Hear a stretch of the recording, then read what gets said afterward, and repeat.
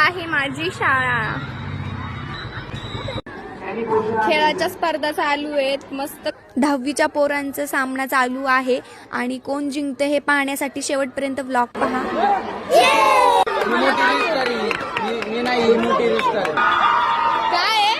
काय कोणाचे?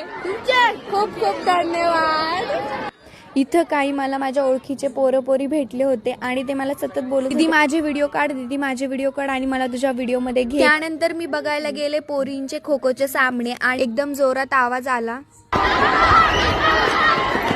त्या पोरी त्यांच्या वर्गासाठी मोठ्या जल्लोषात ओरडत आहेत की त्यांचाच वर्ग जिंकावा यासाठी. इतके नाचायचं की हे संघ जिंकताय का ते संघ जिंकताय.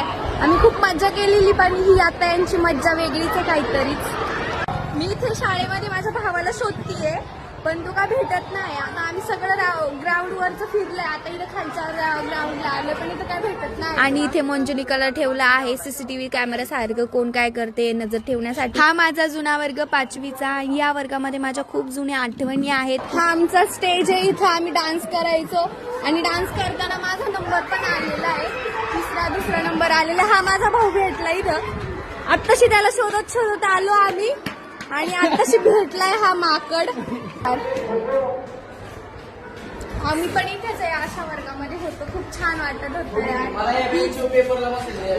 हे जे बेंच आहेत ना हे परत आता भेटणार नाही आम्हाला बसायला परत नाही. खूप छान आहे आणि ह्या आठवणी नेहमी असतील आमच्या सोबत. नळ होते इथून आम्ही ह्या वर्गात असलो की इथून पटकन बाहेर यायचो आणि इथे नळाला हात धुवायचो. पण आता सर्व चेंज झाला आहे आणि या शाळेने मला खूप काही शिकवलं आहे. मला असं भारी वाटतं मी या शाळेमध्ये आली आहे.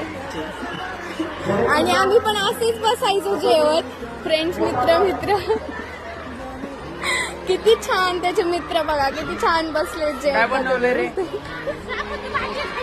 शापूची भाजी एक मध्ये सगळे खातात बघा.